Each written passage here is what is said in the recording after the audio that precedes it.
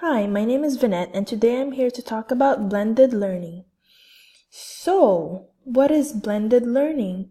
Authors are not able to agree on one definition because it is the idea that students are learning from different resources. These resources could include labs, readings, online, hands-on, etc. However, authors of Using Blended Learning, Evidence-Based Practices, Ki Fun He and Wing Sum Chung uses the definition of Horn and Staker from 2011. Blended learning is any time a student learns at least in part at a supervised brick-and-mortar location away from home and at least in part through the internet with some element of student control over time, place, and/or pace. But why should we use blended learning? Completely online or traditional learning has many problems. Pure online learning lacks the human interaction and connection between teachers and peers. If a student needs assistance, it is harder to seek help when there is no face-to-face interaction. As for traditional learning, it lacks flexibility and self-paced learning. It is more teacher-oriented rather than student. Therefore, blended learning gets rid of these problems because online and classroom discussion can be student-oriented. Online can also be more elaborate and explanation will not be restricted with time. Unlike online learning, help from peers and educator are easily accessible. Also, students have control and flexibility over time, place, and pace online. But the biggest issue with blended learning is finding the right mixture of traditional and online. Several researchers and scholars have attempted to provide a sufficient model for blended learning.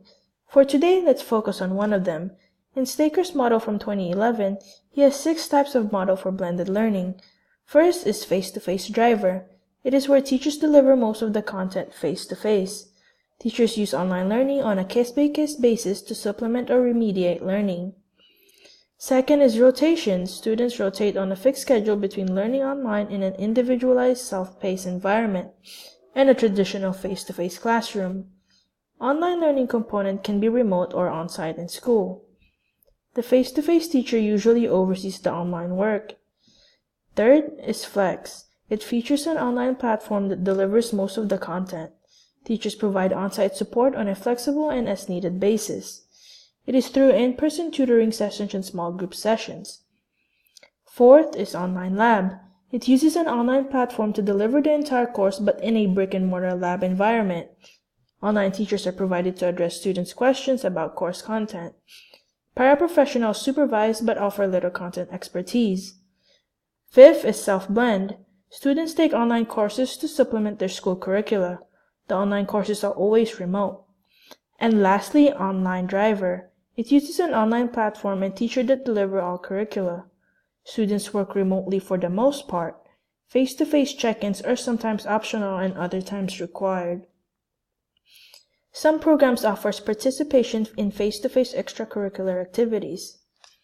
But let's not get caught up with technology integration because as Jen Johnson said, blended learning isn't about the technology, it's about instructional design.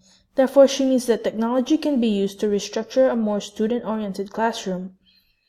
One of the examples Jen Johnson provided that qualifies as blended learning is having iClicker poll questions during class and using the results as a tool for engaging in online discussion where people can have more in-depth conversations. As for me, I think blended learning is a great tool to be used in school. This is the digital age, an era where students are likely to be spending more time looking at a screen than a textbook. But this does not have to sound negative, because tremendous learning can occur online. Implementing videos, PowerPoints, websites, etc. on projects is a great way to replace exams that only assess memorization and regurgitation.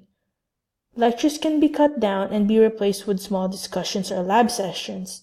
This way, students are able to stay engaged instead of tuning out on a 2-hour lecture. The blended of learning methods are endless.